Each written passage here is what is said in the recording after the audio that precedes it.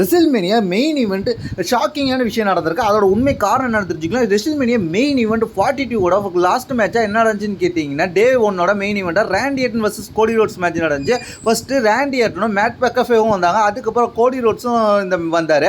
2 பேரும் சேர்ந்து இந்த மேட்ச் ஆரம்பித்தாங்க. அதுக்கப்புறம் ரேண்டி ஆர்டன் அடிச்சு போட்டு கோடி ரோட்ஸ் பேட் மெக்கஃபேவை போட்டு அடி நடிப்பார், கிராஸ் ரோட்ஸ் போடுவார்.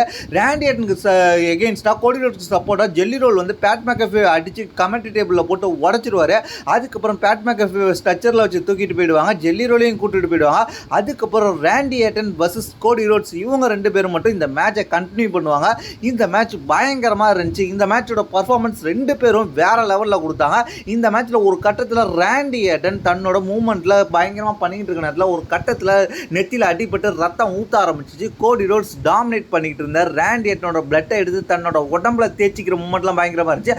அதுக்கப்புறம் ரேண்டி ஆர்டனோட டிடிடி மூமெண்ட்டை கோடி ரோட்ஸ் போடுறது, அதுக்கப்புறம் ரேண்டி ஆர்டனோட ஆர்கேஓ மூமெண்ட்டை கோடி ரோட்ஸ் போடுறது, ரேண்டி ஆர்டன் பின்ஃபாலை கிக் அவுட் பண்ணுறது, இந்த மூமெண்ட்லாம் பயங்கரமாக இருந்துச்சு. அதுக்கப்புறம் என்ன நடந்துச்சுன்னு கேட்டிங்கன்னா, ஒரு கட்டத்தில் ரேண்டி ஆர்டன் ஜெயிக்க முடியலன்னு தெரிஞ்சோடனே கடுப்பாய் ரெஃப்ரிக்கு ஒரு ஆர்கேஓ போட்டு, அதுக்கப்புறம் கோடி ரோட்ஸ்க்கு ஒரு லோ ப்ளோ வச்சு, அதுக்கப்புறம் கோடி ரோட்ஸை ஜெயிக்கிறதுக்காக ரெஃப்ரியாக வருவார். யாருன்னு கேட்டிங்கன்னா, ரேண்டி ஆர்டன் சப்போர்ட்டராக இருக்கிற பேட் மெக்கஃபே வருவார்.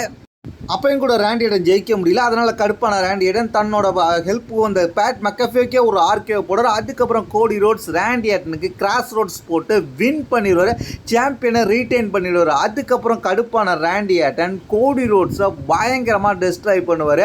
ரேண்டி ஆர்டன் எந்த அளவுக்கு அட்டாக் பண்ண முடியுமோ அட்டாக் பண்ணிவிட்டு அதுக்கப்புறம் தன்னோட பன் கிக்கை போட்டு டெஸ்ட்ராய் பண்ணிட்டு சாம்பியனோட நிற்பார்.